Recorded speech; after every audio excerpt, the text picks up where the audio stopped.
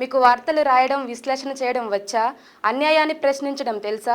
ఇంకెందుకు ఆలస్యం? Q news మిమ్మల్ని ఆహ్వానిస్తుంది. క్యూ న్యూస్లో పనిచేయటకు అనుభవం గల కంటెంట్ రైటర్స్ కావాలను. సంప్రదించవలసిన నెంబర్లు 8688926084. ప్రభుత్వాలకు పోయేది ఏం లేదు. మళ్ళోసారి ఏది పోస్ట్ పోన్ చేసినా 10 ఏళ్ళు మనము అంతకుముందు కొట్లాడింది తెలంగాణ కోసం, ఉద్యోగాల కోసమే. తెలంగాణ వచ్చినాక ఉద్యోగాలు భర్తీ చేయట్లేదని కొట్లాడింది మనమే.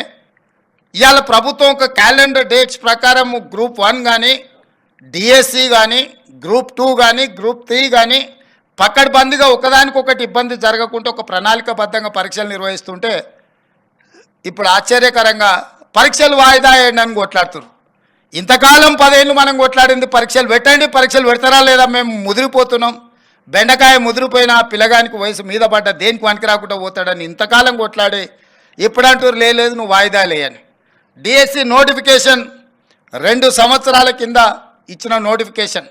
2 సంవత్సరాల నుంచి డిఎస్సి నోటిఫికేషన్ పరీక్షలు నిర్వహించకపోవడం వల్ల పిల్లలందరిలో అన్రెస్ట్ పేరుకుపోయింది. 2 ఏళ్ళ నుంచి వాళ్ళు డిఎస్సి కోసం ప్రిపేర్ అవుతున్నారు. ఇప్పుడు నేను డిఎస్సి పలానా డేట్ నాడు పెడతా అంటే లేదు మాకు చదువుకోవడానికి సమయం కావాలి, దాన్ని కూడా కొంచెం వాయిదా వేయండి అంటారు.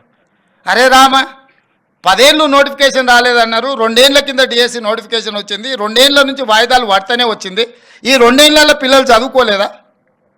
మళ్ళీ ఇప్పుడు వాయిదా వేస్తే అదనంగా చదువుకునేది మేమేం సిలబస్ మార్చలేదే, పరీక్ష విధానాన్ని మార్చలేదే మీరు నేర్చుకోవడానికి. అంటే కేవలం కొన్ని రాజకీయ శక్తులు,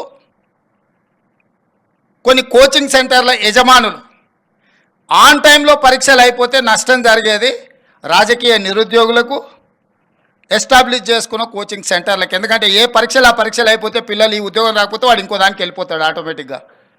ఊర్లో పోయి వ్యవసాయం చేసుకుంటాడు, ఇతర ఉద్యోగాలకు పోవాలనుకున్న వాళ్ళు ఇతర ఉద్యోగాలకు పోతారు. డిఎస్సి రాస్తే ఒకవేళ గవర్నమెంట్ టీచర్ ఉద్యోగం రాకపోతే ప్రైవేట్ స్కూల్లోనైనా జాయిన్ అవుతాడు. ఇతర బాధ్యతలు, ఇతర ఉద్యోగ ఉపాధి అవకాశాలు చూసుకుంటే నష్టపోయేది ఎవరయ్యా అంటే ఈ లక్షలాది మంది నిరుద్యోగుల ప్రాతిపదికన కోచింగ్ సెంటర్లు పెట్టుకున్న వాళ్ళకి నష్టం. కోచింగ్ సెంటర్ యజమాని ఆమరణ నిరాహార దీక్ష చేస్తా అంటారు పరీక్షలు వాయిదా వేయమని. నేను అడిగిన ఆయన హాల్ టికెట్ ఏముందో తీయరా, దేనికి రాసిండో పాపం మాట్లాడదామని. లేదు సార్, ఆయన కోచింగ్ సెంటర్ ఉంది, ఆయనకు 2 నెలలు పోస్ట్ పోన్ చేస్తే డిఎస్సి 100 కోట్లు లాభం వస్తుందంట, 2 నెలలు ఆయనకు 100 కోట్ల ఆదాయాన్ని మీరు దెబ్బతీసారట అని ఒక్క ఆయన గురించే చెప్పారు. ఇంకొక ఆయన దీక్ష కూర్చున్నాడు. ఏందే ఆయన మన పార్టీలో ఉండే మనటి వరకు ఆయనేం పరీక్షలు రాస్తున్నాయనంటే నువ్వు పార్టీలో ఏం ఉద్యోగం ఇవ్వలేదంటే సార్ ఇప్పుడు నిన్ను గిల్లడమే ఆయన పైన అంటే అందుకే ఆయన దీక్ష కూర్చున్నాడు సార్ అన్నాడు. ఇంకో పిల్లగాడు కూర్చున్నాడు, గాంధీ హాస్పిటల్లో చేరాడు. అరే పాపం నాకు తెలిసినోడు ఆ పిల్లగానికి ఏమన్నా కానీ ఏం పరీక్ష రాస్తుండే, అవసరం అయితే స్పెషల్ కోచింగ్ అని ఇప్పిద్దామంటే ఆయన ఏం పరీక్ష రాస్తున్నాడు సార్, ఆయనకు లీడర్ చెప్పినట్టు నువ్వు చేస్తే బాగా పేరు వస్తుంది, నీకు నేను చూసుకుంటా పో అని. నిన్న మన 3 దీక్ష చేస్తే 3 గురించి వివరాలు తెప్పించినాను. ఆ 3లో ఏ ఒక్కడు కూడా ఏ పరీక్ష రాస్తలేడు. ఏ పరీక్షలు రాయనోడు, ఏ ఉద్యోగానికి పోటీ పడనోడు నిర్వహిస్తున్న పరీక్షల్ని వాయిదాలు వేయండి అని చెప్పి దీక్షలు చేస్తారు. ఇది ఒక విచిత్రమైన పరిస్థితి. క్యూ న్యూస్లో పనిచేయటకు సీనియర్ వీడియో ఎడిటర్స్ కావాలను. సంప్రదించవలసిన నెంబర్లు 8688926084.